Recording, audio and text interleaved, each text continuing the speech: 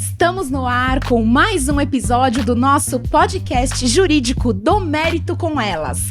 Eu sou a doutora Priscila Kogan. E eu sou a doutora Isabela Pari. Não se esqueça de se inscrever no canal e compartilhar com os amigos. Nos sigam nas redes sociais, @Do Mérito com Elas. Hoje, um convidado ilustríssimo. Não vou chamar de excelência, mas poderia, ou deveria. Fique à vontade. Estamos fora do fórum. Doutor Diego Petati, muito obrigada pela sua presença. Obrigada por ter aceitado o convite. É uma honra recebê-lo aqui. Bom, eu que agradeço a oportunidade, agradeço o convite da doutora Priscila e também da doutora Isabela e me coloco à disposição. Vamos lá. Vou ler o currículo ilustre do nosso convidado. Juiz do trabalho, professor de Direito do Trabalho, Processo Civil, Processo do Trabalho e Direito Desportivo, além de Processo Civil e Processo do Trabalho, mestre em Direito do Trabalho pela Universidade de São Paulo, professor de cursos preparatórios para concursos e exames da OAB, autor do livro Acidentes do Trabalho no Esporte Profissional, da editora LTR, escritor de artigos jurídicos. Depois você vai contar mais um pouco aí toda a sua trajetória de vida e vai falar pra gente aí do seu mestrado, dos seus artigos jurídicos, dos seus livros. E aí você conta melhor do que eu lendo aqui, porque estamos com a pessoa ao vivo e a cores, né? Tudo bem. Doutor Diego, vamos lá. Nascido e criado aonde? Eu nasci em São Paulo, na capital, especificamente na Zona Leste. Zona Leste. E morei lá por muito tempo, né? Eu tenho parentes na Zona Leste, inclusive ali, região de São Mateus, próximo a Itaquera. Pertinho da gente aqui, né? Não é tão longe. Não, mais ou menos meia hora de carro, depende da bondade do trânsito. Mas eu moro há um certo tempo aqui no ABC Paulista, já fazem alguns anos, ou em Santo André, ou em São Bernardo do Campo, né? Mas eu sou nascido e criado em São Paulo mesmo. Ai, que legal. E me diz uma coisa, sua adolescência você passou aonde? Passei em São Paulo mesmo. São Paulo. E aí veio pra cá com quantos anos mais ou menos? Eu me mudei pra cá em Santo André, especificamente em 2008. Eu tinha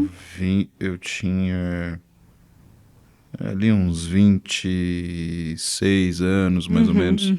Por aí, mais ou menos. Que eu tinha me casado. Jovem. Agora já sou divorciado, né? Mas eu tinha me casado e morei um tempo em Santo André, uns 7 anos. E aí depois eu passei a morar em São Bernardo do Campo, onde eu moro atualmente. Morou onde em Santo André? Que bairro? Eu morei ali na região, aquele bairro, se eu não me engano, acho que é Vila Luzita. Vila Luzita. A Priscila teve escritório bastante. Muitos anos na Vila Luzita, tem um carinho pela Vila Luzita especial. Sim. E decidiu fazer direito? Bom, Em que momento, né? A sua graduação, que na nossa época, na minha, né? Na sua não, mas na minha era colegial. Né, o colegial e a escola foi feito aonde? Era técnico? Não era? Era colégio normal? Bom, quando eu fui para o ensino médio, eu fiz aquele exame para o ensino médio da Escola Técnica Estadual AET. Técnica. No caso, eu cheguei a estudar na AET Lauro Gomes, que fica no centro de São Bernardo do Campo, ali próximo ao Paço Municipal e próximo a uma unidade do Senai que tem lá, de 2000 a 2002. Naquela época não era vinculado, né? O ensino médio com o ensino técnico. Teria que passar numa outra prova, num outro exame para fazer o ensino técnico. Eu cheguei a fazer, fiz técnico de mecatrônica lá. Não tem absolutamente nada a ver comigo. Ali eu percebi que realmente não tem nada a ver comigo. Tanto que eu tenho uma dificuldade crônica com exatas até hoje. Meu filho mais velho que o diga, tentando ensiná-lo matemática. Não sei quem sofre mais, se é ele ou se sou eu. E aí, não fez então o curso técnico? Você fez Eu fiz. Acabou fazendo? Só que eu não fiz aquela carga horária. pra tirar a habilitação técnica. Eu acabei Aí não viu fazendo. que não era de exatas, que exatas não era o futuro da faculdade, né? Cheguei a ficar naquele período do limbo, né? A gente que lida com o direito do trabalho fala muito em limbo previdenciário, que é aquela situação em que o trabalhador não recebe o benefício da previdência e nem recebe o salário e tá doente. Eu fiquei no limbo estudantil, digamos assim. Saí do ensino médio e não sabia muito bem o que fazer, até que eu queria, na época, ser jornalista, pensei em ser jornalista, prestei o exame da FUVEST, mas sem ter estudado em curso preparatório, não passei nem na primeira fase. Olha. Então não deu muito certo. Aí depois eu consegui passar no concurso de nível técnico do tribunal aqui, né? Tribunal Regional daqui da segunda região, TRT, da segunda região, São Paulo, trabalhista. O concurso foi em 2004 e tomei posse em 2005. E aí eu consegui, porque eu estava desempregado na época, eu consegui ter dinheiro para pagar um curso pré-vestibular. E na época eu comecei a estudar com este curso pré-vestibular pensando em jornalismo. Só que, como eu trabalhei em vara, né? Trabalhei em secretaria, eu comecei a gostar da atividade jurídica e mudei de ideia. Eu trabalhava na Vara 78 de São Paulo, lá na Barra Funda. Lá no prédio da Barra Funda mesmo. Eu não cheguei a pegar aquela época da Alfredo Issa. Isso, que as outros varas fóruns, eram não. em vários prédios de São Paulo, né? Não, eu entrei antes dos fóruns descentralizados da Zona Sul e da Zona Leste. Naquela época só tinha o prédio da Barra Funda mesmo, na Marquês de São Vicente, que tá lá até hoje, né? É. E trabalhei por 7 anos nessa vara, 7, 8 anos, mais ou menos. Nessa vara, na época que eu entrei, ainda tinha carimbo de juntado, tinha que numerar folha, não tinha, ninguém nem imaginava a existência de processo eletrônico. Não tinha todo PJE. É. Cheguei lá, tinham pilhas desse tamanho aqui, não dava nem pra enxergar as doutoras, por exemplo, se a gente estivesse sentado aqui. Pilhas desse tamanho, assim, e a gente tinha que pegar, bater carimbo, escrever o que era a petição, numerar folha por folha. Eu peguei essa fase bem braçal mesmo. Furar. Furar o dedo, inclusive, nas Grampear o bailarinas. dedo também, Sim. né? Sem dúvida. E aí, trabalhando, veio a paixão pelo direito. Aí você resolveu fazer que faculdade? Aonde? Bom, eu já queria fazer a FUVEST e passar na USP, né?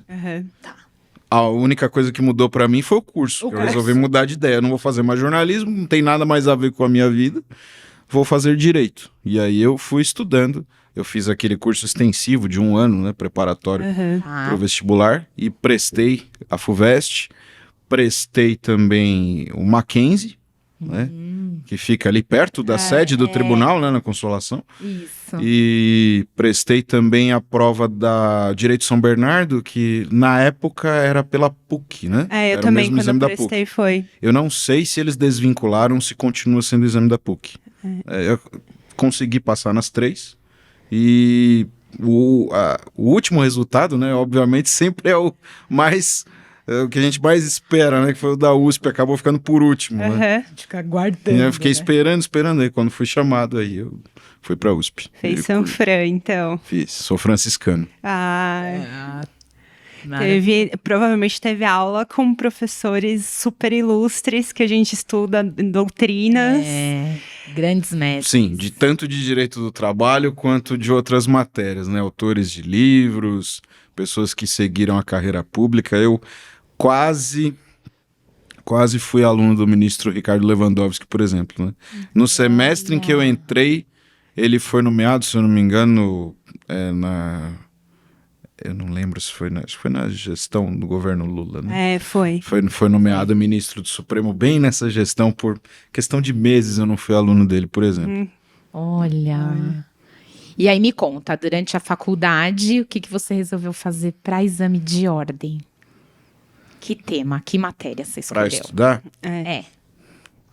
Eu cheguei a pensar em estudar para matéria trabalhista, mas como na época eu era servidor público, né, e eu acabei emendando até a função de servidor público, depois passei no concurso para magistratura, Eu não tinha um objetivo específico de advogar. De exame de Então, ordem. talvez eu seja um exemplo um pouco raro, mas eu não cheguei a prestar o exame da ordem, porque eu não tinha o objetivo de advogar. Ah, entendi. E TCC, fez na faculdade? Fiz. Sobre qual tema? O tema. Eu fiz na matéria de Direito do Trabalho, uma discussão que voltou recentemente ao Supremo agora, né? Se era possível direcionar a execução contra a empresa do mesmo grupo econômico já na fase de execução. Que a gente tinha ali, era bem na época que tinha sido cancelada a súmula 205 do TST, que dizia que teria que o devedor solidário do grupo econômico teria que constar no título executivo, então por isso teria que constar desde a fase de conhecimento. E eu acabei partindo para a tese de laurea, lá a gente chamava de tese de laurea, né? Acho que ainda chama.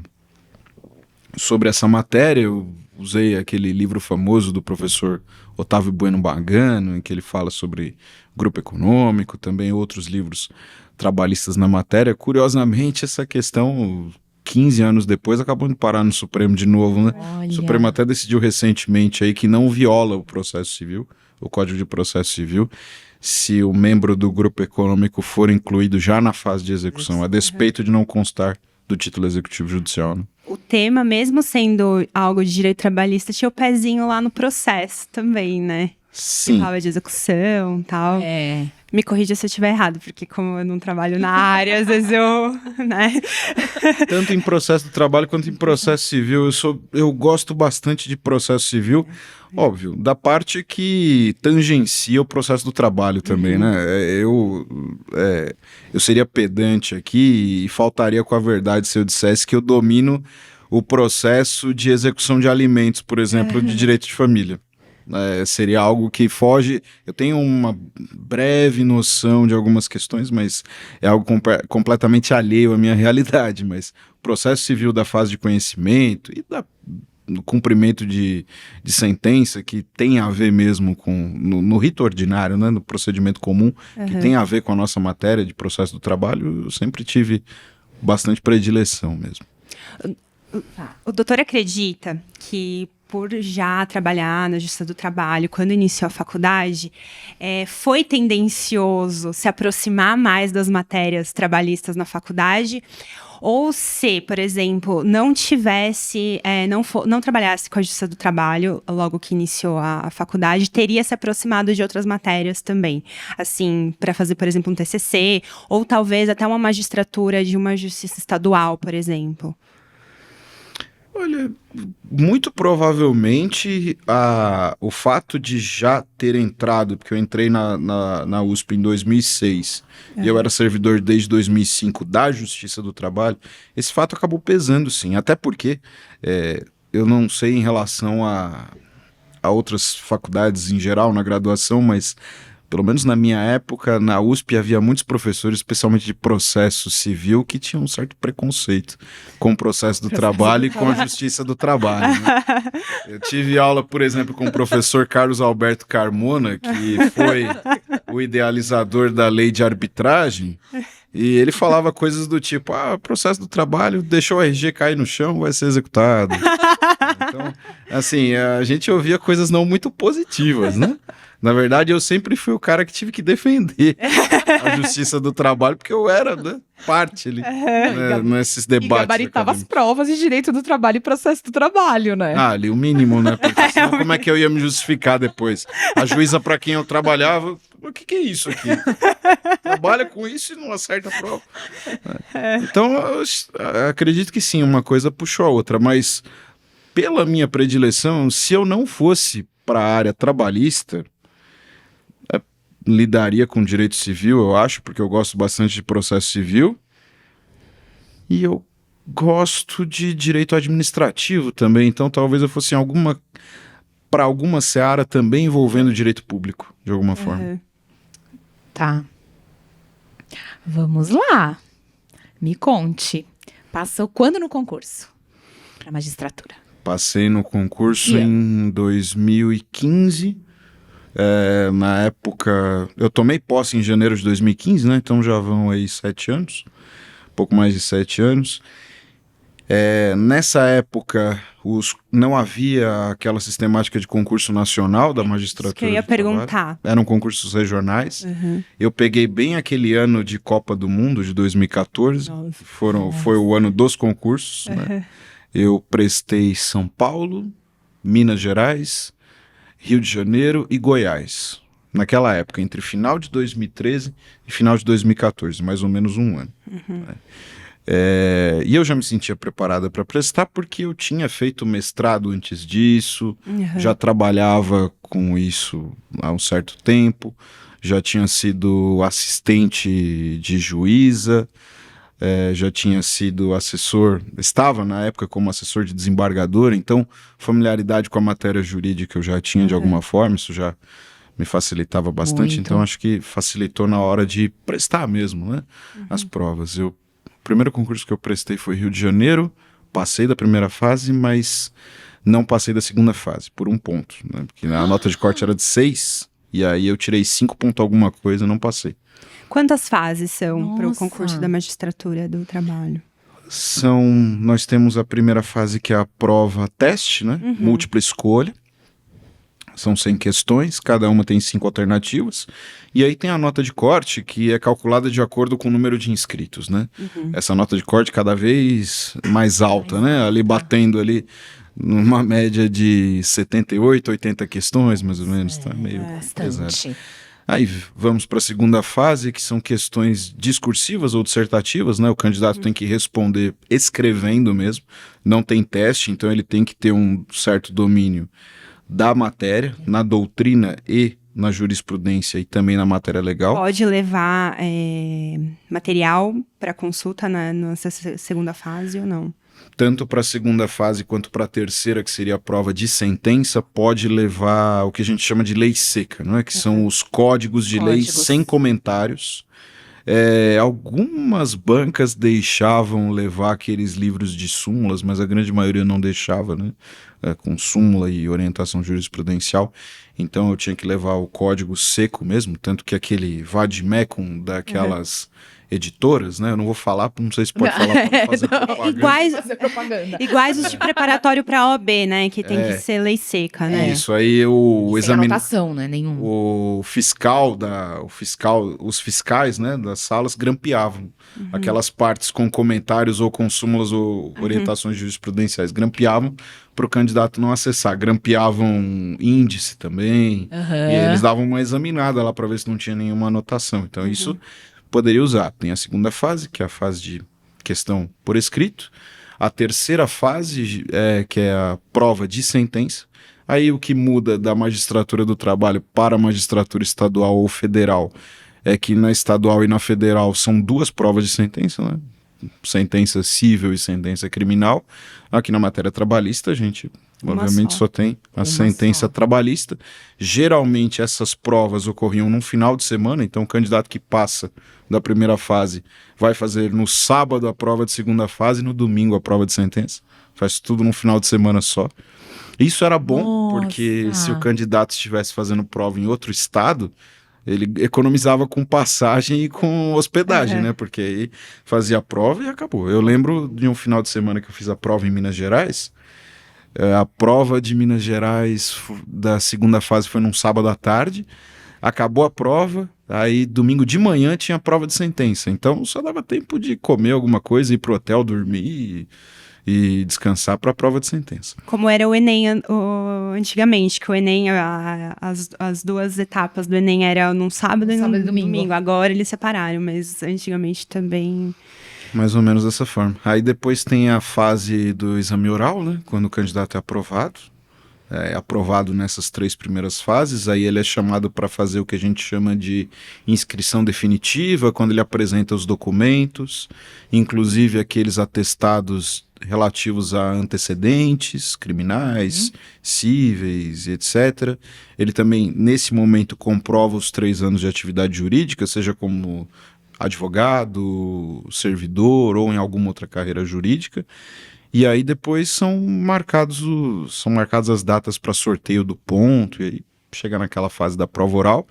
em que o candidato vai sortear o ponto, depois que ele sorteia o ponto, ele tem 24 horas para ser arguido. Então ele vai, se tranca no hotel, estuda por 24 horas mais ou menos, e aí no dia seguinte vai lá e responde o exame oral. E tem a última fase, que é a fase de títulos, mas essa não elimina, ela só classifica, né? E aí, se o candidato tem mestrado, doutorado, tem algum livro publicado, ou já passou em algum outro concurso público, tem as pontuações ali que vão mexendo nessa classificação, mas essa última fase não elimina. Às vezes é aquela diferença, né? Eu não sei quanto que vale, por exemplo, um mestrado. O doutor já tinha pontuação. mestrado quando já tinha, né? Ele já havia passado em concurso público, então também. A nota... Eles não computavam nos concursos que eu fiz, eles não computavam pontuação para o concurso de servidor, mas eles computavam pontuação para publicações, mestrado, doutorado. Eu tinha mestrado, só que eu disputei com colegas, por exemplo, que já eram juízes em outro estado. Aí isso conta. Se aprovado como juiz em outro estado, conta. Ou colega que já tinha doutorado, então também contou. Então, por exemplo, eu passei... No Rio eu não passei da segunda fase, né? Em Goiás, que foi o meu último concurso, foi bem na época da Copa, eu acho que eu meio que afrouxei os estudos, eu não passei nem da primeira fase. Mas antes disso eu fui passando em todas as fases em São Paulo e Minas, tanto que eu fui aprovado nos dois. Em São Paulo, até chegar na fase de títulos, eu estava em terceiro, fui derrubado para quarto por causa dos títulos. E em Minas eu estava em primeiro, só que aí 2 colegas já eram juízes em Goiás, e acabaram me passando, eu caí de primeiro para terceiro por causa dos títulos. Eu já tenho várias perguntas. Por exemplo, sou juiz, o doutor é juiz aqui no estado de São Paulo, quero ser juiz em outro estado, não tem como pedir transferência, tem que fazer outro concurso. Tem. Tá. Na matéria trabalhista, na Justiça do Trabalho tem, porque embora a Justiça do Trabalho seja organizada em tribunais que são mais ou menos um tribunal por estado, né? A gente tem 26 estados da federação e mais o Distrito Federal, temos 24 tribunais, né? Então, tem algumas situações em que no mesmo estado, como São Paulo, temos 2 tribunais, segunda região, que é a região metropolitana, e 15ª região, que é interior. E tem situação em que o tribunal compartilha 2 estados, como o TRT-14, que tem Rondônia e Acre. Mas, no geral, é mais ou menos um tribunal por estado. Só que eles são organizados dessa forma, mas a carreira é federal. Então, eu consigo pedir remoção, né, quando eu saio daqui e vou para um lugar, ou permuta quando eu troco com outro juiz. E aí o juiz de outro estado vem para o meu lugar. Só que tem uma série de requisitos, o tribunal pleno, cada um dos tribunais plenos tem que concordar. Então, se eu vou pedir transferência, se eu vou pedir permuta com um colega do Rio de Janeiro, por exemplo, o tribunal pleno do Rio de Janeiro tem que aprovar, o tribunal pleno daqui de São Paulo tem que aprovar. Tá. Né? É mais ou menos como na magistratura federal, acontece mais ou menos a mesma coisa. Na estadual ainda não tem regulamentação disso, né? Cada tribunal é independente. O doutor passou em São Paulo e Minas. Por que escolheu São Paulo? Na época eu tinha família aqui, né? Eu ainda tenho, né? Tenho 2 filhos.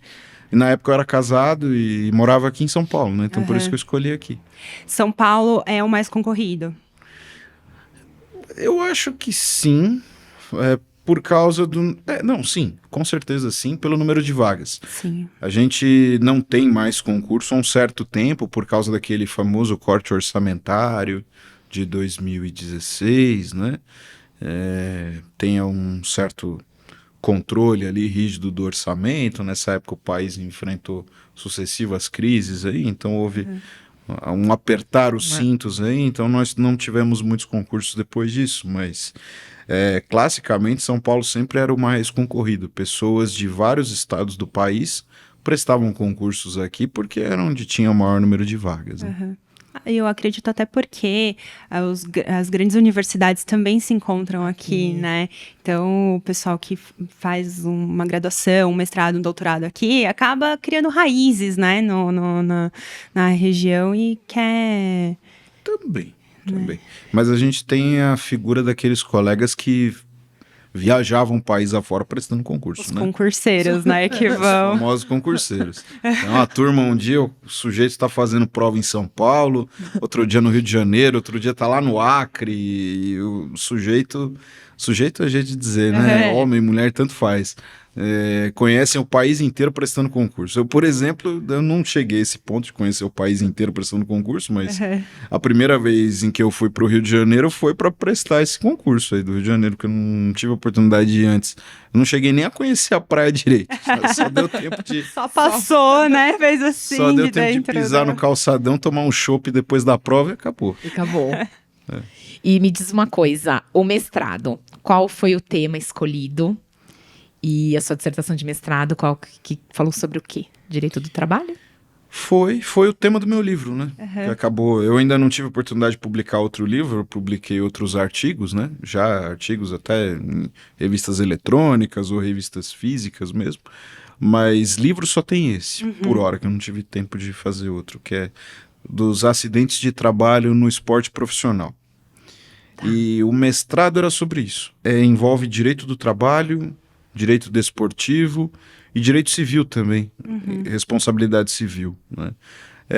Eu tive um interesse pela questão, por analisar, a curiosidade que eu tive, quais seriam os efeitos trabalhistas ou de responsabilidade civil na situação de um atleta que acaba sendo lesionado e ele também é um trabalhador aqui. Exato. Sim. Para o leigo, o leigo não consegue ver na mesma situação um jogador milionário de futebol e um pequeno trabalhador de chão de fábrica, mas juridicamente eles têm mais ou menos o mesmo regramento, né? Eles estão sujeitos às mesmas leis, sujeitos ao mesmo ordenamento jurídico, né? E aí esse interesse me levou a pesquisar um pouco o tema e eu acabei escrevendo sobre isso.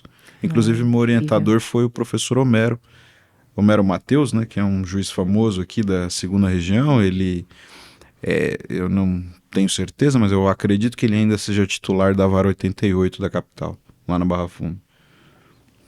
Ai, que legal. Eu tive um professor na faculdade que ele dava introdução ao estudo de direito, mas ele era professor de direito desportivo, o professor Senger, que ele era desembargador aposentado. Não sei se o doutor chegou a conhecê-lo. Ele chegou a trabalhar uma época no Corinthians e tal. Eu acredito que sim, mas de nome eu não tenho certeza. Mas Tanto acredito que na faculdade o pessoal que queria fazer TCC na área de direito desportivo procurava ele, assim, com certeza, porque... né? Doutor, passou muito cedo no concurso, né? Quantos anos? Era um jovem. Da magistratura mesmo? Da magistratura Não, eu passei imagino com que- 30 anos, também posso com menos de 31, porque foi em janeiro de 2015. Ai, que sonho. O sonho do jovem advogado. Eu acredito que sim, nossa. E assim, e como que é a escolha da onde vai trabalhar? Porque o doutor trabalha aqui em Santo André, né? Como que é isso? Passou no concurso, foi aprovado. Nome saiu lá, passou. E aí, como que é o trâmite? Pós nome na lista, foi aprovado. Bom, pelas regras do Conselho Nacional de Justiça e também regras regimentais dos tribunais, de uma forma geral, todo aprovado no concurso tem que passar por um curso de formação inicial, né? Tem o curso de formação inicial e tem os cursos de formação continuada da magistratura. E como a magistratura trabalhista é da União, é uma carreira do Poder Judiciário da União, o curso de formação inicial tem uma fase em Brasília, né? Na Escola da Magistratura, Escola Nacional da Magistratura do Trabalho, que é a ENAMAT. Então a gente fica lá mais ou menos um mês fazendo o curso de formação, depois voltamos para São Paulo e fazemos mais um mês de curso de formação aí regional aqui, na Escola Judicial Local, chamada de EJUD, né? Depois desses 2 meses, ali no finalzinho desse mês do curso de formação de São Paulo, que é essa segunda etapa, o candidato aprovado ele começa a fazer algumas audiências assistidas junto com outro colega, e tem um colega mais experiente que trabalha como um tutor, digamos assim, né? Ajudando ali o colega recém-possado a entender um pouco os meandros do trabalho, porque uma coisa é o livro, outra coisa é o dia a dia, É o dia a né? dia, a prática. A gente sempre fala que a faculdade você aprende a teoria, mas depois na prática você vê que... Não, ainda que o doutor ainda trabalhou, né, como servidor, isso. então teve um contato, acho que mais próximo do que muitos colegas, né, aprovados. Sim, mas a mesa de audiência é um universo completamente diferente. É Nárnia. Chegam situações, muitas vezes, em que tanto o advogado quanto o juiz precisam aprender a construir um controle emocional que a gente não aprende nos livros. Então é uma coisa de prática. Eu acho que as doutoras devem ter experimentado isso também quando iniciaram suas carreiras, né? Então eu acho que é o mesmo, porque os operadores do direito passam pelas mesmas situações, embora desempenhem ali Situações diferentes, né? Funções diferentes. Os problemas são mais ou menos os mesmos, né? Depois dessas fases, aí verificam-se as vagas existentes, e aí dentro das vagas existentes o colega consegue escolher. Nós, aqui em São Paulo, somos divididos em 5 circunscrições, né? Tá. A circunscrição ali em São Paulo, capital, tem a região da Baixada Santista, tem a região de Guarulhos, tem as cidades próximas. Baixada Santista são as cidades do litoral. ABC Paulista, que é a sede dessa circunscrição, é São Bernardo do Campo, que aí pega as cidades do ABC Paulista, e tem a região de Osasco, pega Taboão também. Tal.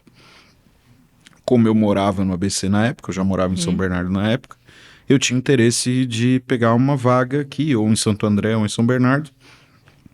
Apareceu a vaga na terceira vara do trabalho de Santo André, como auxiliar fixo. Antes disso apareceram vagas de auxílio compartilhado em outras varas também da comarca, então a grande parte da minha carreira ficou em Santo André mesmo, salvo uma situação ou outra em que o tribunal precisasse deslocar. A escolha dessas vagas vai de acordo com a posição que passou no concurso ou não? Abriu a vaga. Se tem mais de uma pessoa que quer essa vaga, por exemplo, se tem mais de um interessado, como que funciona? Também de acordo com isso, porque a classificação final do concurso define a sua antiguidade na carreira. Tá. E essa antiguidade o magistrado leva para a vida profissional dele. Só que eu posso ser o mais antigo no meu concurso, por exemplo, só que tem colegas mais antigos de outros concursos. Então tem a antiguidade geral. Por exemplo, acho que eu estou na posição 100 e alguma coisa de antiguidade geral dos juízes substitutos aqui na segunda região. Então, se houver um colega mais antigo que tem interesse na mesma vaga que eu, ele prevalecerá, né? Tá. Agora, se eu disputar uma determinada vaga com um colega que é menos antigo que eu prevalecerei por causa da antiguidade, né? A antiguidade deve ser sempre respeitada nessa disputa de vagas, digamos assim. Geralmente as situações são acomodadas porque existem sempre outras opções. Não tem essa vaga, mas tem a outra vaga. Então acaba sempre se adequando. Porque também não passa muita gente, né? Eu deixando ali na saia justa, o funil coitado. dá uma cortadinha, mas ao mesmo tempo tem muita gente, né? Se a gente for ver no tribunal, atualmente tem acho que mais de 200 juízes substitutos, 250 juízes substitutos. Então tem bastante gente também para disputar a vaga, né? Aqui a região do ABC é uma boa região para trabalhar? Acho que depende do ponto de vista. O que é bom, né? É aquela coisa, não é porque é menor que tem menos demanda, Não, né? eu acredito o que assim, tamanho, às vezes, por conta de ser a matéria de trabalho, a gente sabe que tem muitas fábricas na região, né? Então... O que eu poderia dizer aqui de uma forma geral? Nós temos muitas questões próprias de indústria, né? Tanto em Santo André, quanto em Diadema, em São Bernardo. Mauá também, São né? Caetano. Mauá, São né? Caetano. Então nós temos... Todas essas cidades têm muita indústria. Então nós temos muitos problemas que envolvem indústria. Problemas que envolvem indústria, questões que envolvam adicional de insalubridade ou periculosidade, por exemplo, porque o trabalhador se expõe a condições de risco.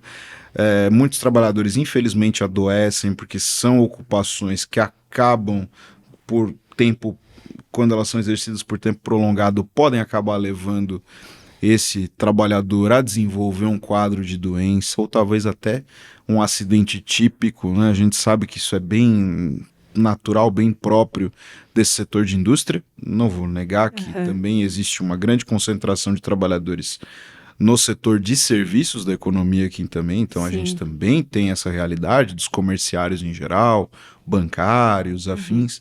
Como nós temos empresas, indústrias grandes aqui, acabamos tendo matérias que mais ou menos se repetem de um processo ao outro, mas com uma certa variabilidade. Santo André é uma situação um pouco curiosa, porque diversamente do que acontece em São Caetano, por exemplo, onde grande parte dos processos envolvem a fábrica da General Motors, por exemplo, aqui eu tenho ao mesmo tempo questão de bancário, eu tenho questão de empresas que produzem pneus, a gente tem mais de uma aqui na comarca, né? Exatamente. Tem outras situações envolvendo empresas de ônibus, então tem uma certa Santo variabilidade. André é diferente das outras cidades da região, né? Por exemplo, São Bernardo, que a gente sabe que tem multinacionais gigantescas, né? Montadoras de carros, de veículos, né? Então, eu acredito que Santo André seja um a diferentona, né? Ali do... O que me atrai para trabalhar aqui no ABC Paulista é que eu moro aqui perto, né? Então, na região metropolitana de São Paulo, a gente sabe que, infelizmente, a gente tem um problema crônico de trânsito. Eu não gosto de pegar muito trânsito para trabalhar, né? Não... Apesar de gostar das audiências presenciais, né, preferir as audiências presenciais do que as audiências virtuais, eu também não gosto de ficar me deslocando muito, porque acho que isso atrapalha. Ficar 2 horas num trânsito, para todo mundo.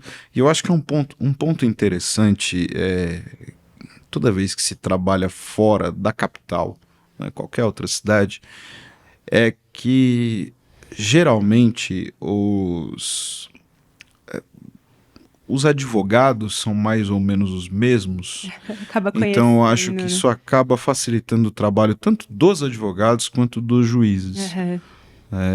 De alguma forma, acho que a forma de entender métodos de trabalho, metodologias, não sei se as doutoras têm a mesma visão também, quando sempre militam nas mesmas comarcas, lidam com os mesmos juízes, já sabem mais ou menos como pedir, né?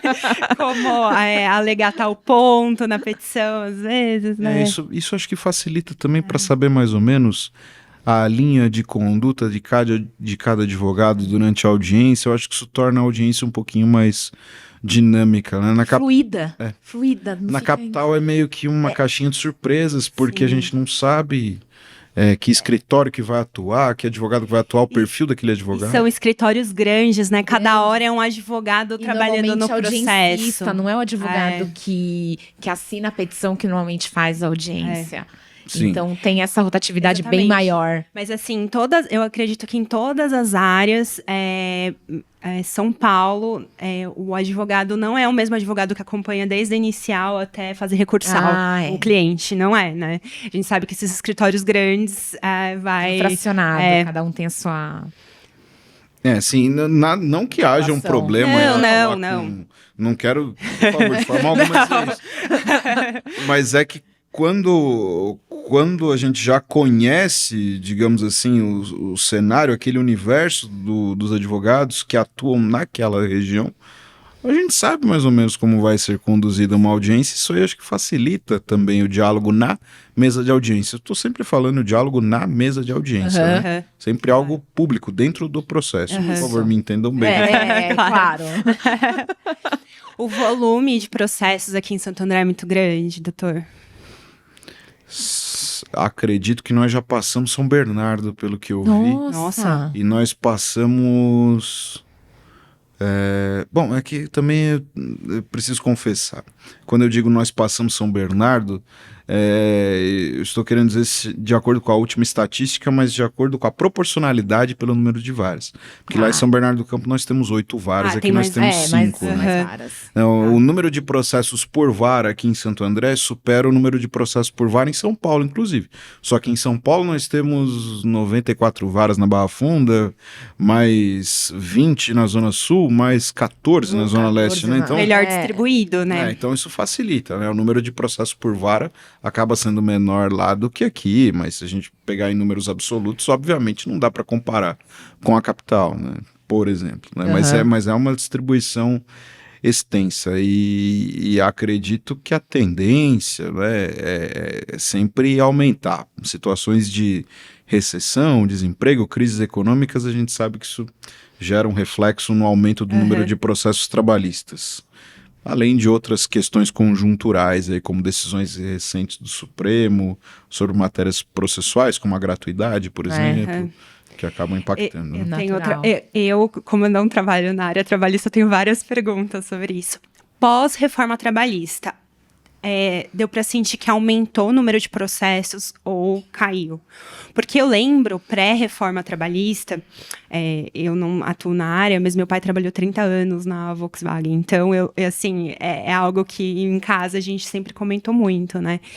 Eu lembro que pré-reforma trabalhista deu um boom dos advogados entrarem com os processos, para ajuizar, né? Antes de entrar a reforma, né? Como que foi essa mudança, assim, pro judiciário? Aumentaram os casos? Impactou de alguma forma? Naquele período que antecedeu a entrada em vigor, porque a lei da reforma é de julho de 2017. Sim. Só que ela teve aquele período de vacatio legis de 120 dias, 4 meses, né? Então ela entrou em vigor em 11 de novembro de 2017. Naquele período, naquele último mês ali, ou na última semana que antecedeu a entrada em vigor até 10 de novembro de 2017, foi um Deus nos acuda, né? Entraram inúmeros processos, uma distribuição muito fora do normal.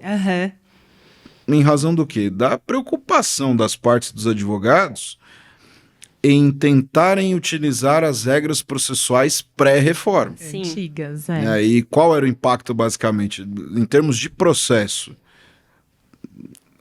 o advogado tinha que liquidar pedido a pedido da petição inicial e antes não precisava. Então tem uma complexidade de cálculos, nem todos os cálculos são tão simples assim. Na época, se o reclamante fosse derrotado, ainda que fosse titular de gratuidade, teria que arcar com despesas de sucumbência se tivesse crédito ou se não fosse concedida, se entendesse que não cabia a concessão da gratuidade, além de uma mudança da regra da gratuidade, né? O trabalhador teria que provar que é pobre, caso ganhasse mais do que 40% do valor do teto de benefícios do regime geral da Previdência Social. Isso para a prova da OAB, eu tô vindo flashback. Porque eu fiz a prova da OAB bem na mudança. Era assim, foi a primeira prova após reforma, então...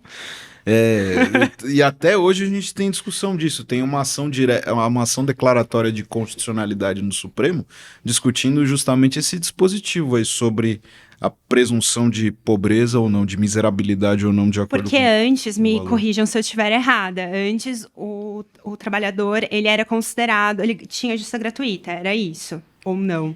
Não, teria, de qualquer forma, não sei, mas o que a gente fala é que teria que ter a declaração de pobreza. Tô errada? O que acontecia no processo do trabalho era algo similar ao que acontece no processo civil com a pessoa natural. A pessoa natural declara que é pobre, e aí a parte contrária é que tem que provar que ela não é pobre.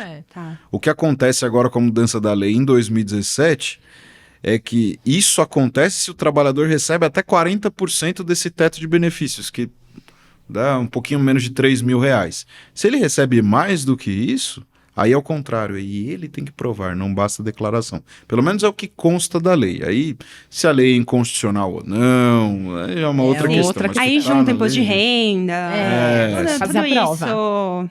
Sim. Tudo isso que a gente está acostumado. E nem sempre a parte sabe fazer a prova, né? Aparecem algumas coisas do tipo, sou pobre, tá aqui minha conta de luz. Porque a Justiça do Trabalho também tem aquele quê de que a parte... hipossuficiente. Pode aí tem ingressar sem advogado. Verbal, exatamente. Né? Sim, em primeiro e segundo grau. Sim. Né? Igual o juizado especial cível. Como se fosse mais ou paralelo. menos. Né? Mais ou menos. Isso eu também lembro de prova da OAB. Aí depois desse período, ali no primeiro ano de vigência da reforma, sim, houve um impacto muito negativo no número de ações, né? Porque houve aquela corrida desenfreada para ajuizar antes para tentar aproveitar as regras processuais anteriores à reforma. Depois houve um período ali de um ano, maré ano e mansa. pouco, Eu imagino. de poucos processos. Ainda bem, né? Porque imagina assim, por exemplo, pro doutor. Esse processo ingressaram, por exemplo, em 10 de novembro de 2017. Sim. Isso. E aí ingressou em 20 de novembro. Aí já é a nova regra, né? E tem que Já é a nova ficar regra. pensando toda hora: olha, aqui eu aplico a regra antiga, aqui eu aplico a regra nova, né? Mas até hoje a gente tem essa Tem ainda. dificuldade em normas de direito processual e também em normas de direito material, né? Isso acaba sendo inevitável. Depois de um certo tempo, o número de ações, eu diria que não chegou exatamente ao mesmo patamar que nós tínhamos antes, mas acabou evoluindo consideravelmente depois, pelo fator da recessão econômica, né? Nós tivemos esse período de pandemia aí, que a gente já está completando, já está entrando no terceiro ano, né? De março de 2020 para cá, a gente já teve 2 anos desse período de pandemia, já estamos no terceiro ano. E nesse período de pandemia, muitas empresas tornaram-se insolventes, se não com falência decretada de fato, ou de direito, ou recuperação judicial, pelo menos insolvência de fato, o que gerou uma situação de desemprego. E aí o trabalhador é obrigado a litigar não para discutir simplesmente questões de horas extras ou de acidente de trabalho, mas simplesmente para pedir as suas próprias verbas rescisórias. Era mandado embora sem receber. Então, o número de ações acabou aumentando por causa dessa situação de crise econômica, né? Pedidos que normalmente não aconteciam, que eram outros tipos de pedido quando se ingressava na Justiça do Trabalho. Até aconteciam, mas a situação de inadimplemento de verbas rescisórias Aumentou demais. aumentou né? bastante. Verba rescisória é o básico. Eu mandei o empregado embora sem justa causa, eu tenho valores a pagá-lo. 13º proporcional, férias proporcionais, tenho que liberar as guias de seguro-desemprego e fundo de garantia, depositar aquela multa de 40% na conta vinculada do fundo de garantia. Algumas empresas não faziam nada disso. Eu, até hoje, pego o processo nessa linha. Peguei um processo de uma empresa outro dia que falta R$1.000 de diferença de fundo de garantia. Ah, não tenho como pagar, não tenho como pagar. Não paga, então fazer o quê? Tem que dar sentença.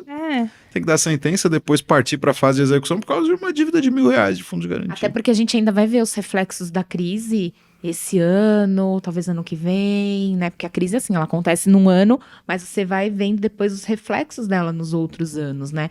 Então, eu acho que ainda isso vai continuar, da pandemia. Da pandemia. Eu acho que a gente ainda tem aí mais um caminho a seguir de crise econômica. E ainda tem uma outra etapa também, né? O resto da crise econômica, não só por causa da pandemia, mas aumento de combustíveis. Também deve gerar uma situação aí de um aumento na taxa de desemprego, né? Se bem que os números até melhoraram recentemente, se eu não me engano, mas ali está mais ou menos na faixa, acho que de 12%, né, de desemprego, está mais ou menos muito por aí. Mas eu acredito que, assim, eu fiquei sabendo que muitas empresas, principalmente na região, estão se adequando aos funcionários 100% home office, né? Então, trabalha de casa, aí pelo menos o trabalhador não tem que sair de casa e gastar com combustível e tal, né? Daí eu não sei como que funciona, né? Mas, enfim, tá indo também essa transição, né? Também não é fácil. É que a gente também pode ter outros problemas, né? Porque o trabalhador que está trabalhando em casa, muitas vezes ele acaba pegando para si despesas que seriam inerentes ao trabalho que o empregador arcaria.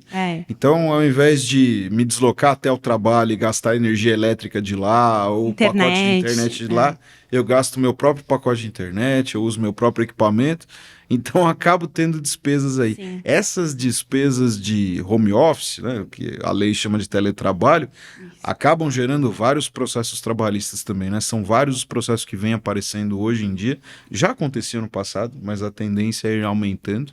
E vem aumentando mesmo o número de processos que tratam dessa sistemática. Durante a pandemia, teve um aumento considerável sobre temáticas de processos nesse viés, assim. Houve, e também especialmente sobre a questão das verbas rescisórias e daquelas situações, daqueles acordos, né, para redução de salário e jornada e suspensão contratual. A suspensão contratual deu o que falar também, né? Não, e tem empresa que simplesmente... A lei já era muito favorável, porque permitia um acordo bilateral para suspender o contrato, só empregado e empregador, para suspender o contrato ou para reduzir salário e jornada. A Constituição sempre exigiu acordo coletivo ou convenção coletiva, então a participação do sindicato. As medidas provisórias entre 2020 e 2021 permitiram que fosse um acordo bilateral empregado-empregador, o que já facilitava muito. Alguns empregadores chegaram a um ponto de não fazer acordo nenhum, simplesmente colocava o trabalhador, né? Não vou citar nomes, mas já peguei processo de empregador que simplesmente colocou lá e acabou.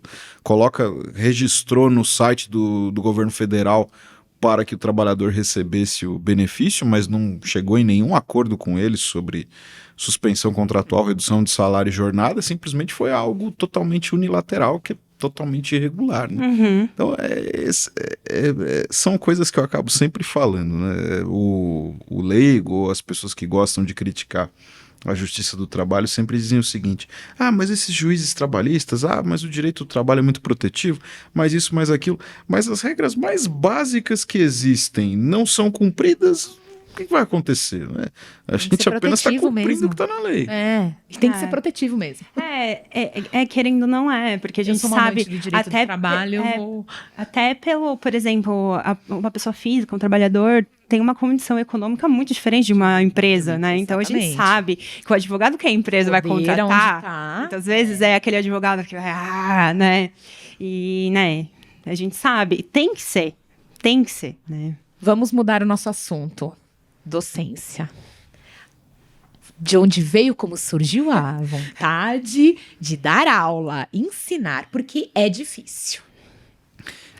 Eu sei que é prazeroso, deve ser prazeroso para quem faz, mas é difícil, não é?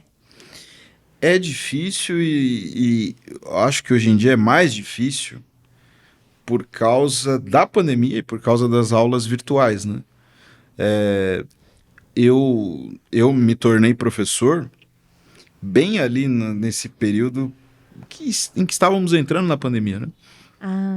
Então eu peguei aulas presenciais, sim, só que não foram tantas quanto eu gostaria. Cheguei a dar aulas presenciais, mas a grande maioria das aulas que eu dei até hoje foram virtuais, né? Inclusive, na faculdade em que eu leciono, estamos na expectativa de voltarem às aulas presenciais, né? As aulas virtuais são complicadas, né, do ponto de vista do aluno e do ponto de vista do professor, né? Porque a gente tem uma dificuldade de atrair a atenção de quem está assistindo e de criar aquela disciplina da pessoa depois fazer a leitura complementar, da pessoa participar, interagir em aula. Não é tão simples, nem sempre é tão simples. Não é todo mundo que abre a câmera, né? Nem peço para abrir a câmera. Mas o problema não é nem esse. O problema é saber o que o professor está falando. Dei uma aula hoje, aí chega na semana que vem, como tem mais de uma turma, onde nós paramos? Não sei, não lembro, então não tem nenhuma anotação. As aulas presenciais eu acho que facilitam mais essa disciplina do aluno com o professor. Até porque acho que no presencial o professor sabe quais os alunos que ele pode olhar no caderno e ver onde parou, né? Tem aqueles alunos que sentam na frente, né? Mas eu sempre gostei da área acadêmica, tanto que eu fiz mestrado, né? Eu não fiz doutorado por absoluta falta de tempo. Eu tenho 2 filhos. Tenho um filho de 11 anos, tenho um filho de 4 anos, então não é tão simples assim. São crianças. Né? Por absoluta falta de tempo. O mais velho nasceu durante meu mestrado, inclusive, então foi uma experiência meio puxada para mim. Talvez mais adiante, encontrando um tema interessante com mais vontade. Tempo. Sim, porque eu gosto bastante da academia e eu acho que ajuda muito. Eu acho que os dois conhecimentos são complementares, conhecimento teórico e conhecimento prático. Um não vive sem o outro. Não adianta saber de cabo a rabo a teoria pura do Hans Kelsen e não conseguir fazer uma petição inicial. Eu não consegui redigir uma sentença, eu não consegui ler um cartão de ponto, por exemplo, sendo operador do direito da área trabalhista, né? Ou não consegue resolver fazer uma simples minuta contratual, né? Sendo um advogado militante da área civilista, mas uma coisa anda em conjunto com a outra, né? A parte teórica ajuda a oxigenar, ajuda o operador do direito a pensar e repensar o direito, algumas ideias que não tinha antes, passa a ter agora. Então, eu acho que é muito importante, até para a gente não ficar muito bitolado, né? Sempre aquelas mesmas linhas, né? Ficar aqueles mesmos temas sempre. A academia é maravilhosa por causa disso, porque a gente pode estudar. O direito já é um universo. E assim, incrível. cada vez mais vão surgindo temas novos, né? E assim, a academia fomentando isso, a gente fazendo artigo, publicando livro, publicando os artigos, vai inspirando principalmente os acadêmicos de graduação a irem por esses caminhos novos, né? Sim, sem dúvida. E especialmente para os advogados, eu acho que isso deve ser muito importante. Afinal de contas, não é o judiciário que cria as teses, né? É a advocacia. O judiciário apenas acata ou não acata, analisa as teses. As inovações nas teses são vocês que trazem. A gente que traz de livro, às vezes tem que, assim, até livro de fora, tal. Eu gosto muito de estudar a área de direito da moda, né? Agora tem bastante livros da área, artigos, tal. Mas de coisa de 3 anos atrás era só publicação estrangeira que tinha que traduzir. Mas é presidente da Comissão de Estudos da Moda aqui da OAB de Santo André. Que interessante, eu confesso meu desconhecimento. São questões relativas mais a direito autoral, alguma coisa Também, mas tem muito da área trabalhista. Trabalho análogo à escravidão, essas oficinas do centro de São Paulo. Aquelas famosas confecções que eu não vou citar o nome, mas as doutoras sabem. A gente sabe que uma aqui no Brasil fez muito sucesso nisso. Tem uma bem famosa nesse ponto, com condenações bem pesadas. Sim, na verdade no mundo inteiro, né? A gente sabe que essas grandes marcas, em algum momento, nenhuma cadeia, desde da colheita do algodão até chegar no consumidor é 100% sustentável. Em algum momento vai falhar ali. Então, a gente sabe que essas grandes marcas de departamento, tal, a gente sabe que tem uns problemas com trabalhos análogos à escravidão, essas oficinas que não estão equipadas de forma adequada, né? A gente sabe que tem muito estrangeiro que trabalha nessas oficinas, né? Então... Que entram irregularmente em solo brasileiro e esses arregimentadores se aproveitam disso. Exatamente. Né? Exato. Para colocá-los em alojamentos inadequados, aplicar escravidão por dívidas e afins. Né? A gente sabe que muitas oficinas, principalmente aqui no centro de São Paulo, e são questões que a gente sente assim, nossa, sente muito, assim, né? Uma área nova, relativamente, né? E atrai olhares já, né? As jovens advogadas adoram a parte de direito da moda, né? Você vai ter coragem de fazer a sua pergunta? Vou. Doutor Diego? Vou. Então faça. Gente, eu vou fazer para a excelência a pergunta do Pasme Excelência. Doutor, com ou sem Pasme Excelência as petições? Por favor, sem.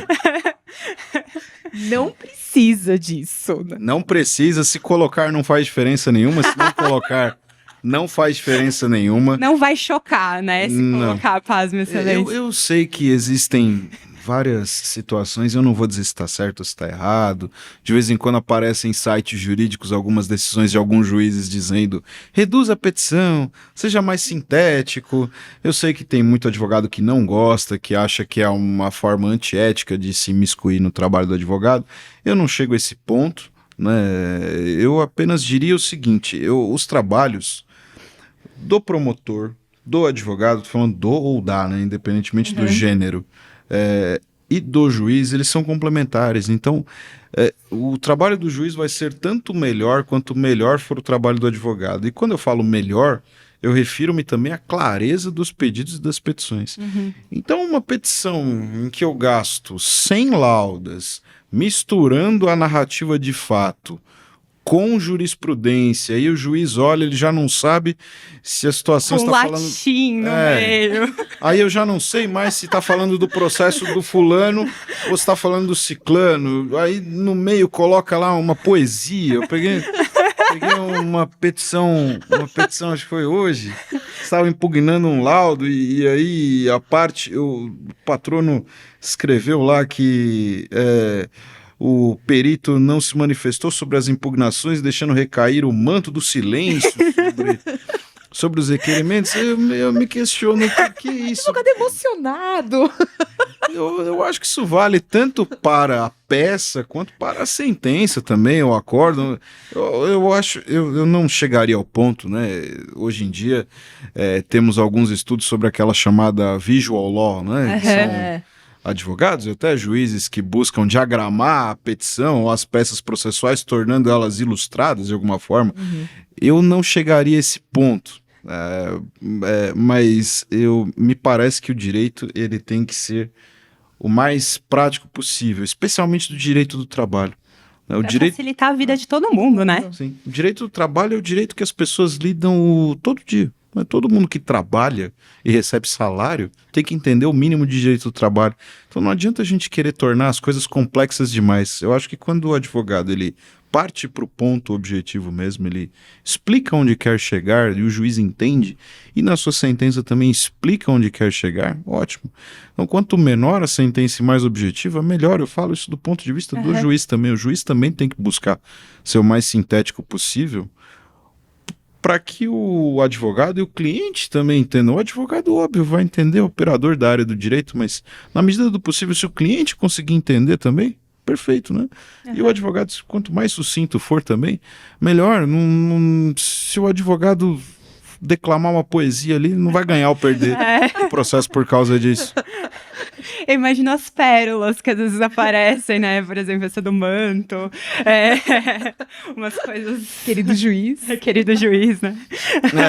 Essas aí são um pouco famosas. Entram até em prova da OAB e concurso público, né? Querido juiz é ótimo, né? Querido juiz é bem famosa mesmo. Não precisa chegar a esse ponto de intimidade também. Não há necessidade. Chegamos nos momentos dos perrengues. Só que a gente sempre pergunta os perrengues da advocacia. Hoje porque vai normalmente... ser da magistratura. Hoje queremos saber perrengue. Imagino o que tem de perrengue de uma sala de audiência na Justiça do Trabalho, com várias audiências, uma em seguida da outra. Tem muito perrengue. Não, tem vários... Tem muito causo. Tem muitas situações, porque assim, o processo do trabalho ele é rico, porque, bom, eu vi um vídeo do Augusto de Arruda Botelho, que é um advogado criminalista famoso, falando que por trás de todo o processo tem uma vida e não poderia discordar. É isso. Mas na audiência trabalhista, onde você vê isso, na audiência de trabalhista, e acredito que na audiência de direito de família também, a doutora Isabela pode dizer. Eu acho que são as mais acaloradas. São as mais acaloradas, e aí são aquelas em que a gente vê onde está a vida mesmo. E as situações vão sucedendo, né? Eu lembro de algumas situações, por exemplo, perguntando para a parte reclamada, né, para o empresário, se ele tinha alguma proposta de conciliação, aí ele disse alguma coisa assim, só Deus pode me julgar. Nossa. Não, tudo bem, mas uma proposta terrena, o senhor tem uma proposta terrena? Não, mas... Números, em números. Você tem uma proposta? Deus sabe a verdade, só Deus pode me julgar. Eu falei, então, mas eu não sou representante de Deus, eu sou falho. Aqui é a justiça dos homens, eu não tenho uma inspiração divina para dizer se o senhor vai ganhar ou perder o processo. O que eu tenho aqui é para discutir números. O doutor teve que entrar, né? Falou assim, olha, aqui é terreno, não é... Ou mais ou menos na mesma linha, um que disse assim, perguntei, o senhor tem testemunha? Sim. Onde está a sua testemunha? Está em todos os lugares. Onipresente. Onipresente.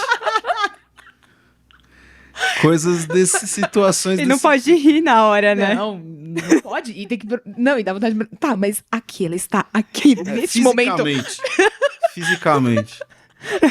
E algumas situações em que, por obrigação legal, isso não sou eu, ou não é o juiz do trabalho que é chato e quer discutir. É a lei, né? A lei diz, a lei é claríssima. Na audiência trabalhista eu tenho que começar a audiência tentando a conciliação e terminar a audiência tentando a conciliação. Então não é porque o juiz está com preguiça de julgar o processo... que não quer, não, esse juiz aí é folgado, ele não quer. É que o juiz é obrigado. Assim. Não, o juiz é obrigado por lei a tentar a conciliação no processo do trabalho. Aí eu viro para a parte, viro para o advogado e pergunto, tá, vamos fazer o acordo? Qual que é a sua sugestão? Quando me pedem a sugestão, a gente faz um cálculo aproximado, obviamente, nada muito rebuscado, né? Já disse da minha ausência de predileção pela matemática, mas contas singelas que são simples de se fazer, né? De acordo com as regras do direito do trabalho, a gente consegue fazer. Agora, coisas que realmente me tiram do sério, eu preciso reconhecer. Quando o advogado vira para o cliente e fala quanto você quer ganhar, isso aí realmente me desanima, porque eu entendo até o papel do advogado quando, olha, eu não posso fazer um acordo com a discordância do cliente. Só que eu sempre viro para o advogado e digo, olha, o senhor ou a senhora, que é o operador do direito, né, ele não vai saber. É o senhor ou a senhora que vai saber. Então faz a conta aí, de acordo com as provas que tem aqui, o quanto pode chegar. Se perguntar pra mim quanto que eu quero ganhar, eu quero uma Ferrari na minha garagem, eu quero 1 milhão por mês. Se for perguntar, eu quero ganhar na Mega Sena todo mês. Quanto não é quer? Banco, Não é quanto quer. É quanto acha que dá pra ganhar. Já fiz audiência até e teve advogado que virou pro cliente, além de perguntar quanto queria, perguntou se o cliente tinha alguma pergunta para testemunha. E eu realmente não entendi isso. E aí eu pensei, será que eu vou falar alguma coisa ou não? Eu não falei, deixa eu... Não tenho perguntas, tá bom. São situações limítrofes, obviamente, né? Geralmente os advogados estão bem preparados, todos os advogados que aparecem ali estão preparados, e eu também não tenho o direito de dizer quem está preparado e quem não está preparado, né? Tô falando das situações que acontecem. Ser pego de calças curtas, digamos assim, como diz o popularesco, isso acontece com os magistrados e acontece com os juízes também. Mas o mínimo que me parece necessário é saber do que se está falando no processo, né? E saber ter o mínimo de condições para orientar o cliente. O cliente não vai saber quanto que é o valor certo. Ele vai saber de acordo com a orientação do advogado. Então... A gente sempre fala aqui no podcast, né, Isa, só te cortando um pouquinho, o quanto o direito e o exercício da advocacia você tem que estudar e estudar e estudar. Não, principalmente na época da pandemia, que era medida provisória. Precisa de estudo, precisa de dedicação, porque a gente sempre fala aqui também, o advogado que tenta fazer uma área que ele não está preparado, que ele não estudou, que ele não se sente capaz para fazer aquilo, o ideal é que não faça, né? Estude, se prepare antes para você enfrentar, por exemplo, uma audiência trabalhista que é diferente da criminal, que é diferente da cível, né? Cada uma com a sua particularidade. Assim, e muitas vezes o advogado é surpreendido por uma informação que o cliente traz ali na mesa de audiência que não tinha dito para ele. O juiz é surpreendido também, mas o juiz ser surpreendido ou não faz muita diferença, porque o juiz vai ter que julgar de acordo com o que apresenta ali. Eu acho que o complicado é o advogado ser surpreendido. Né?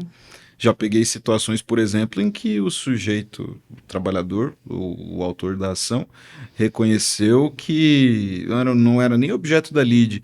Ele estava pedindo rescisão indireta, a extinção do contrato dele, dizendo que a jornada dele, a escala dele de trabalho tinha sido alterada, ele tinha um segundo emprego, isso prejudicava o segundo emprego dele. Só que aí eu sou obrigado a perguntar, não, o senhor trabalhou um período nos dois? Ah, sim, mas então como o senhor fez para compatibilizar se o senhor está me dizendo aqui que os horários conflitavam? Não, é porque eu peguei um atestado, entreguei um atestado médico em um trabalho e continuei trabalhando em outro. A casa caiu. O advogado olhou com uma cara assim, o cliente olhou para mim, aí a reclamada, o advogado da reclamada também não sabia. Se eu fosse advogado eu desmaiava, não. Aí eu falei, olha, vamos tentar sair num acordo aqui, porque, assim, o seu cliente, ele teve sorte que a empresa não soube dessa situação, porque senão poderia aplicar uma dispensa por justa causa, né? Essas coisas acontecem porque o cliente, infelizmente, ele tem, né? Nem sempre ele é honesto com todo o relato, né? Para o advogado. E muitas vezes o advogado não descobre isso, vai descobrir na mesa de audiência, né? Então, não, isso às vezes acontece. A prática mesmo de fazer a entrevista e saber exatamente o que aconteceu, né? Porque o advogado é o primeiro juiz da causa, então é o que tem que saber de tudo. Obviamente, o advogado é um sujeito parcial do processo, né? Então ele só vai revelar aquilo que for condizente com os interesses do seu cliente. Né? Mas para fazer isso, ele tem que saber a história Tudo, por né? inteiro. Né? É, senão o feitiço vira contra o feiticeiro. Ainda você sai com uma litigância de Não, má fé. eu morro de medo de acontecer numa audiência o cliente contar alguma coisa que eu não sabia. Engraçado é que o cliente acha que não te contando, ele tá, né, ganhando com isso. Não. E ele não imagina o problema que ele tá gerando com isso, Não, né? é. A pessoa não entende. Depois acaba até, como a doutora falou, acaba sendo penalizada por uma multa por litigância de má fé e depois ainda vai reclamar que o advogado não fez o trabalho. Na verdade, como o advogado ia fazer se você não contou tudo, né? Doutor, deixa eu te perguntar, já saiu alguém assim de maca de SAMU de dentro da sala de audiência, que passou mal, desmaiou, que teve algum mal súbito, alguma coisa assim? Aconteceu isso na sala, na antessala. Na audiência, não. Na antessala já aconteceu de uma pessoa passar mal, ter que pedir para chamar o SAMU. Na sala de audiência já aconteceram situações de crises de choro. Muitas. Mas aí são situações de trabalhadores que relatam episódios de assédio moral. Houve uma situação recente, por exemplo, de um trabalhador que eu tive que questionar em uma situação em que ele era bancário e ele sofreu um assalto em uma agência e um sequestro da sua família. Coitado. Em uma outra agência em um outro período. E aí, por dever de ofício, eu tinha que perguntar. Se eu não perguntasse, o advogado ia requerer as perguntas. E, naturalmente, houve uma crise de choro ali. Eu tive que parar uns minutos, dar copo d'água. Isso acontece com uma certa frequência, né? Porque alguns processos trabalhistas, mais do que deveriam, né, lidam muito com questões que envolvem até doenças psicológicas relacionadas às condições de trabalho, seja situações como essa, por exemplo, seja situações como assédio moral, algumas questões mais sensíveis, e as pessoas acabam, né, deixando fluir as emoções. E também acontecem situações de bate-boca ali na mesa de audiência, né, que a gente tem que chegar ali a apartar, porque senão acaba quase chegando às raias da violência física mesmo. Já teve que dar voz de prisão? Não, eu espero nunca chegar a esse ponto, porque eu acho que isso não resolve nada.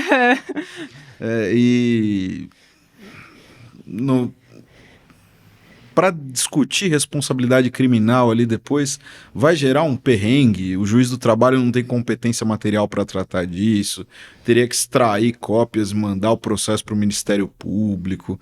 São algumas situações ali, limites, que eu prefiro não adotar. Quando eu tenho Se tiver mesmo, né? Quando eu tenho uma situação ali de testemunha que eu advirto e vejo que está mentindo, uma coisa que eu acho fantástica que o legislador reformista de 2017 fez, talvez tenha sido a melhor coisa que ele fez, foi a multa por litigância de má-fé da testemunha, porque aí... Mexeu no bolso. Tudo bem, tá, não vou ter problemas para discutir no aspecto criminal. Toma a multa aqui, recorre... A questão é resolvida dentro do próprio processo. Achei isso sensacional. A gente pode discutir tecnicamente se o nome é multa por litigância de má-fé, né? Não é, testemunha não mente. Mas a possibilidade de penalizar pecuniariamente uma testemunha que mente na relação processual talvez tenha sido uma das grandes...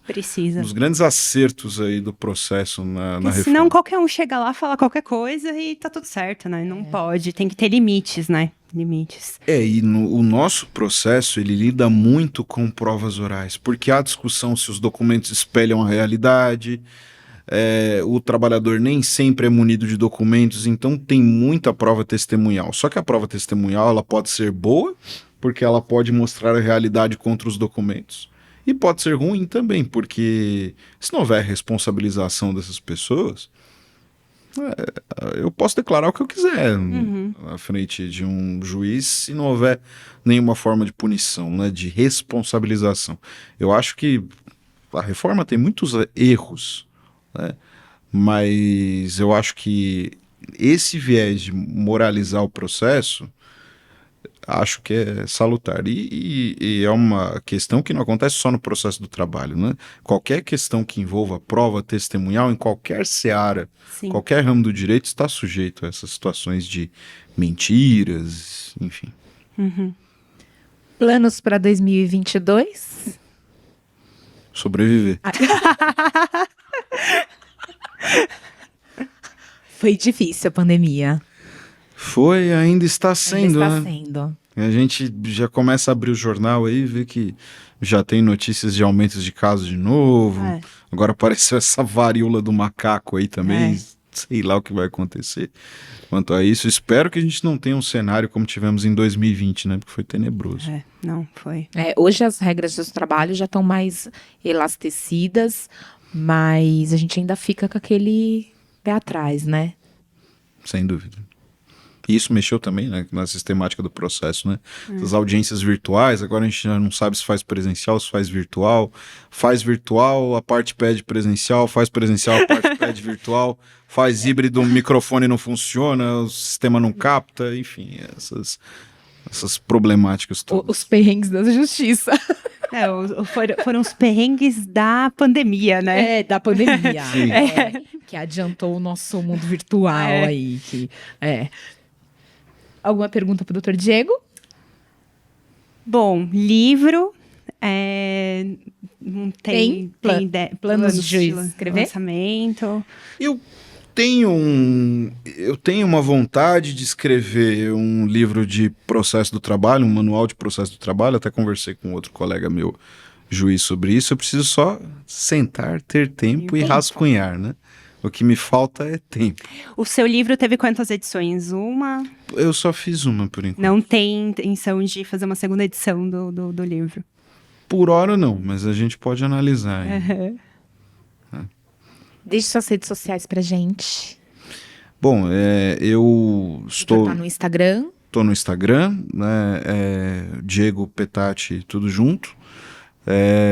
Facebook, Diego Petati, aí já é o nome separado, né? Uhum. E no YouTube também, né? Mesmo canal, mesmo né? nome, né?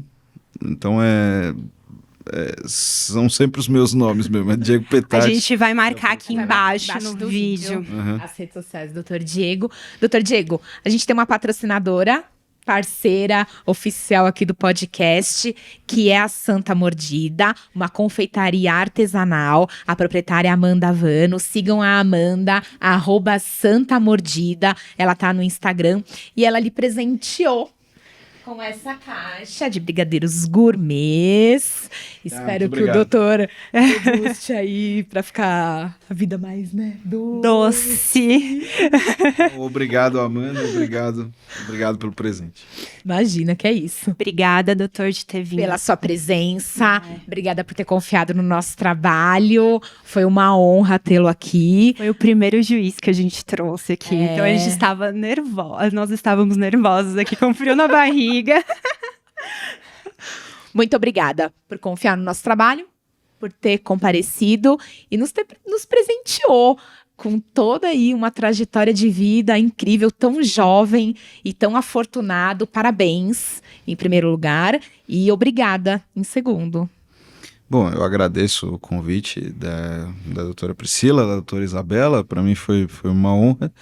E eu acho que é sempre importante mantermos esses canais abertos entre advocacia e magistratura. Eu acho que quando há rusgas ou controvérsias entre essas classes de operadores do direito, quem perde é o direito, quem perde é o jurisdicionado, né? Os trabalhos são complementares, não existe hierarquia entre um e outro, só que o bom trabalho de um depende do bom trabalho do outro. Então eu não concordo com essas situações de embates sistêmicos entre as carreiras. Eu acho que isso não leva a nada. Então, todas as vezes em que eu sou convidado a participar de eventos envolvendo a advocacia, envolvendo advogados, eu sempre acho muito bom, porque a gente pode trocar experiências. Eu acho que isso ajuda os dois lados. Muito obrigado. Perfeito. Maravilhoso. Obrigada. Nos sigam nas redes sociais, @do mérito com elas. E se preparem para o próximo episódio. Tchau, tchau.